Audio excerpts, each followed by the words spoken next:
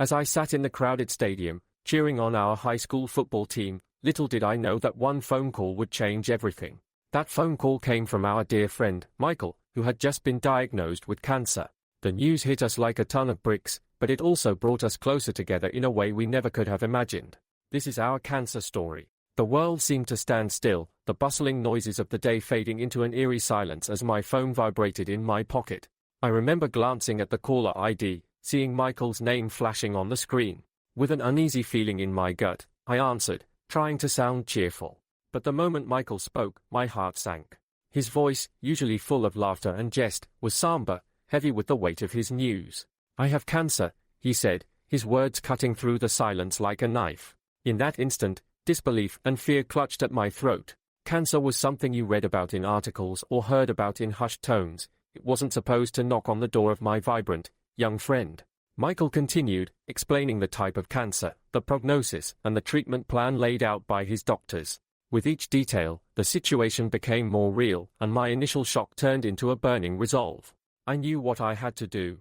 Hanging up, I immediately dialed our circle of high school buddies, Alex, Chris, Jenny, and Sam, relaying Michael's situation with a sense of urgency. The response was unanimous and instant.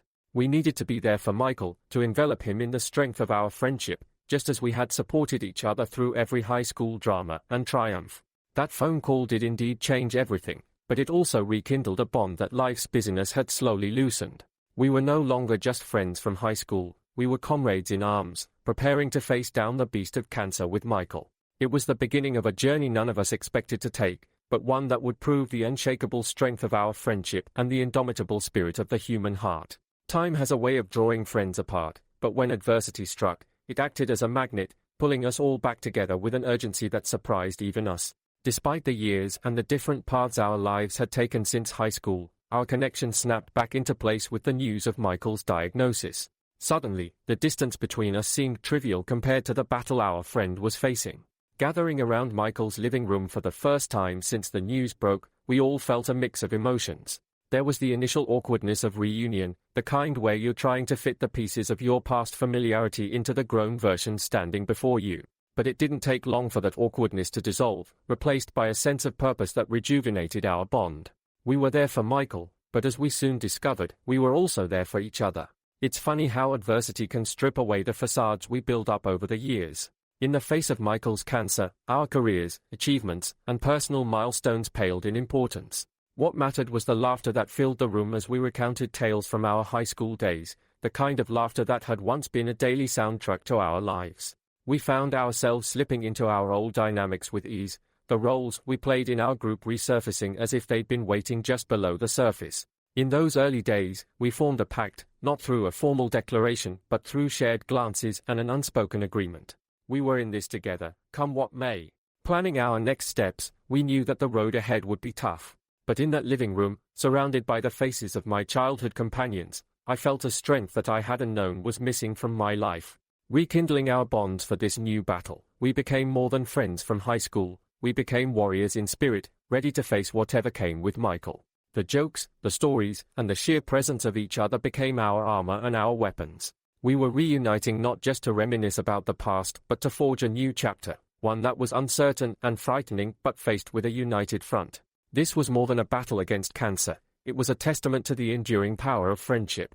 One evening, gathered around Michael's kitchen table cluttered with pizza boxes and soda cans, the remnants of our impromptu high school reunion, we hatched a plan. Amid the laughter and light-hearted teasing, a serious undertone threaded our conversation. We were determined to infuse Michael's journey with cancer with as much joy and normalcy as possible. It was then that the idea of a bucket list of smiles was born. "I want to see the Grand Canyon," Michael said suddenly, his eyes lighting up with a mixture of hope and wistfulness. That statement became the catalyst for our list. We pulled out a notepad, and the suggestions began to flow freely, each one more ambitious than the last. Skydiving, a road trip along Route 66, attending a live concert of his favorite band. No idea was too outlandish. The goal was simple, to create memories that would outshine the shadow of cancer. Jenny, with her ever-practical mind, suggested we start with something a bit more immediate and less taxing on Michael's energy levels. "How about a movie marathon of all our favorite films from high school?" she proposed. It was perfect. We set a date, and the excitement was palpable. The day of the marathon, we transformed Michael's living room into the ultimate movie-watching haven, complete with blankets, popcorn, and a carefully curated selection of films that had defined our teenage years. For those few hours, we weren't just a group of friends rallying around another in a fight against cancer. We were kids again, reliving the carefree days of our youth. Our bucket list of smiles wasn't just about checking off experiences. It was about bringing laughter and light into Michael's life, about creating moments where the reality of his illness could fade into the background, even if just for a little while. Each activity, no matter how small, was a declaration of our collective resolve to stand by Michael, to fight alongside him with every ounce of our being. As we continued to tick items off the list, I saw a transformation in Michael. With every adventure, his spirit seemed to lift, his resolve to fight this battle strengthened by the knowledge that he wasn't alone. Our friendship, forged in the halls of our high school and tested through the trials of adulthood, had become an unbreakable chain of support. The sterile, somber atmosphere of a hospital room is the last place you'd expect to find peals of laughter echoing off the walls, but that's exactly what happened every time we visited Michael. I remember one visit in particular that turned into an impromptu comedy club session. We were determined to smuggle in not just snacks and magazines, but a hefty dose of humor to brighten Michael's spirits. Alex, always the joker of our group, launched into an exaggerated retelling of our most infamous high school prank, complete with wild hand gestures and comical facial expressions. Michael's laughter, weak at first but growing stronger, filled the room, mingling with ours until tears of joy, not sadness, streamed down our faces. It was a stark contrast to the usual quietude of the hospital. Even the nurses, initially hesitant at our raucous presence, couldn't help but crack smiles, their usual brisk pace slowing as they lingered in the doorway, caught up in the infectious mirth. Chris brought out a deck of cards, suggesting a game of poker with stakes involving embarrassing dares instead of money. The stakes were hilariously low, but to us, it felt like we were high rollers in Vegas, bluffing and betting our way through the afternoon. Each round ended with someone performing a silly dare, much to the amusement of everyone, including Michael, whose laughter was a balm to our worried hearts. On that day, the hospital room transformed from a place of illness to a sanctuary of joy and resilience. We learned that laughter could be a powerful medicine, capable of lifting spirits and strengthening bonds in even the bleakest of times. Our visits became a source of light not just for Michael, but for all of us, reminding us of the power of friendship and the importance of finding joy amidst adversity. Each goodbye was bittersweet, leaving behind a room a little warmer, a friend a bit stronger, and a group of us more united than ever. We stepped out of the hospital, not into the fading light of the day, but into a renewed sense of hope and determination, carrying with us the echoes of laughter that resonated far beyond those hospital walls. The moment we committed to standing by Michael through his cancer journey, we unwittingly enrolled in what felt like an intensive course on a subject none of us wished to be experts in. The landscape of cancer, with its medical jargon and unpredictable trajectory, was daunting. Yet, our determination to be Michael's steadfast support crew meant we dived headfirst into learning everything we could to help him navigate this challenging path. Our initial meetings, once filled with light-hearted reminiscing and planning future antics, gradually included discussions on chemotherapy, radiation, and the latest research on cancer treatments. We found ourselves huddled around Sam's laptop, deciphering medical articles and treatment protocols. Each of us brought something unique to the table: Alex's knack for simplifying complex information, Jenny's organizational skills in scheduling appointments and managing medication logs, Chris's endless optimism that kept our spirits high, and my relentless quest for alternative wellness strategies that might ease Michael's side effects. We accompanied Michael to his appointments, rotating schedule ensuring he never faced the sterile, intimidating environment of the hospital alone. These visits were eye-opening. We saw firsthand the resilience required to endure the side effects of treatment, the patience during the long waits, and the courage to receive updates, whether good or bad. During these times, our conversations shifted from surface-level banter to deeper, more meaningful exchanges about fears, hopes, and the future. Our group's dynamic evolved in this new reality. We became more than friends, we were co-navigators in Michael's fight against cancer, each of us playing a pivotal role in this battle. We celebrated the victories, no matter how small, and leaned on each other during the setbacks. The complexity of cancer forced us to grow, to adapt, and to find strength we didn't know we possessed. This journey wasn't one we had chosen, but it was one we faced together, with determination and a bond strengthened by adversity. Through it all, we learned that navigating the world of cancer wasn't just about understanding the disease, but about understanding each other on a level we never had before. Our friendship, our unity, became our most powerful tool in supporting Michael, transforming us in ways we could never have anticipated. Every step forward in Michael's cancer journey felt like a triumph, a testament to his strength and the power of our collective will. We celebrated these milestones with an enthusiasm that belied the seriousness of his condition, recognizing that these moments were the precious fuel that kept our hopes alive. One particular victory stands out in my memory, a beacon of light in our shared battle. After a grueling round of chemotherapy, Michael's doctors announced that his cancer had responded well to the treatment. This news was a balm to our weary spirits, a much-needed affirmation that our fight was not in vain.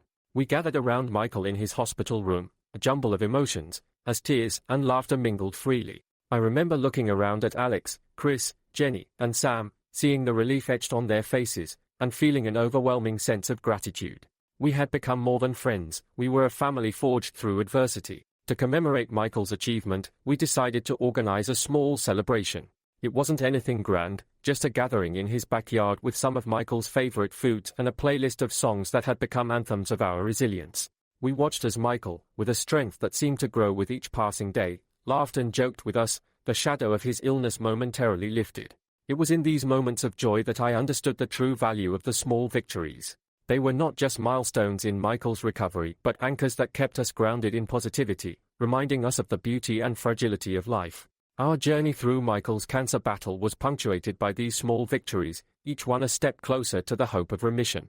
With every good news, our resolve to support Michael hardened, fueling us with the courage to face the uncertainties of tomorrow. We learned to live in the moment, cherishing the victories, no matter how small, and allowing them to guide us through the tumultuous waters of cancer treatment. These moments of triumph, fleeting as they were, became the highlights of our journey, shining examples of what could be achieved when hope, love, and friendship converged.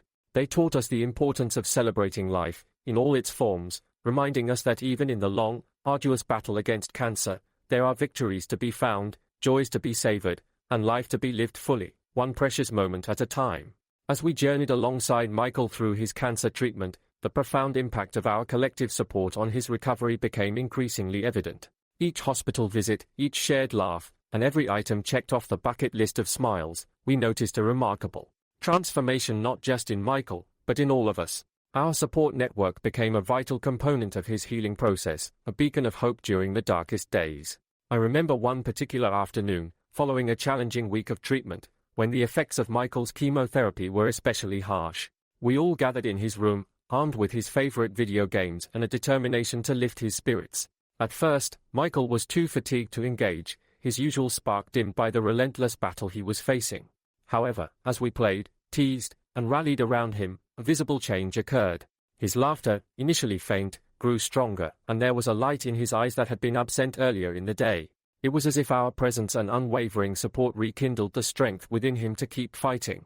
This transformation wasn't limited to moments of levity. On days filled with uncertainty and fear, our shoulder-to-shoulder presence offered a silent yet powerful testament to the unwavering support he had. During the long waits for test results, our conversations, ranging from the trivial to the deeply personal, provided a distraction that eased the tension, reminding Michael that he wasn't just a patient battling cancer, he was our friend, and he was not alone in this fight. As Michael's journey through treatment progressed, it became clear that our support played a crucial role not just in his physical recovery, but in maintaining his mental and emotional well-being. Witnessing his resilience in the face of adversity, fueled in part by our collective support, was a profound lesson in the strength of the human spirit. The days turned into weeks, and the weeks into months, and through it all, our group's unwavering commitment to Michael's recovery never wavered. We became his cheerleaders, his confidants, and his unwavering pillar of strength. It was a powerful reminder that, in the face of life's greatest challenges, the support of friends can become one's greatest ally in the journey toward healing. Reflecting on this profound journey, it's clear that the essence of our resilience and the depth of our friendship were magnified in ways we could have never predicted. Our high school crew, once bonded by youthful escapades and classroom camaraderies, transformed into a formidable force of support for Michael. This experience, daunting as it was, illuminated the true power of connection and the unbreakable spirit of friendship. Throughout this battle, I realized that our collective laughter, our shared tears, and our unwavering presence were more than just acts of companionship, they were lifelines that kept Michael buoyed through his darkest hours. Each moment spent together, whether in the levity of creating joyful memories or the gravity of hospital visits, was a testament to the strength we could draw from each other. It's remarkable, the metamorphosis we underwent, from friends to family, from individuals to a united front. The challenges we faced together, the fears we overcame, and the victories we celebrated, all wove a richer tapestry of our bond. This journey taught us the invaluable lesson that, while we cannot always choose the battles we face, we can choose who stands beside us through them. The laughter that filled hospital rooms, the silly antics that lightened heavy hearts, and the quiet moments of shared hope, all served as reminders of the resilience of the human spirit, when anchored by the bonds of friendship. Our adventure with Michael was as much a journey of self-discovery for us as it was a battle against cancer. We learned the true meaning of strength, not just the physical kind, but the strength that comes from knowing you're part of something larger than yourself. In the end, this chapter of our lives, marked by its trials and triumphs, has left an indelible imprint on my heart. It's a story of friendship, yes, but also a tribute to the enduring power of human connection and the extraordinary resilience it inspires. Our saga with Michael underscores a timeless truth: together, we are indeed stronger, and with love and laughter as our allies, there's no battle we can't face.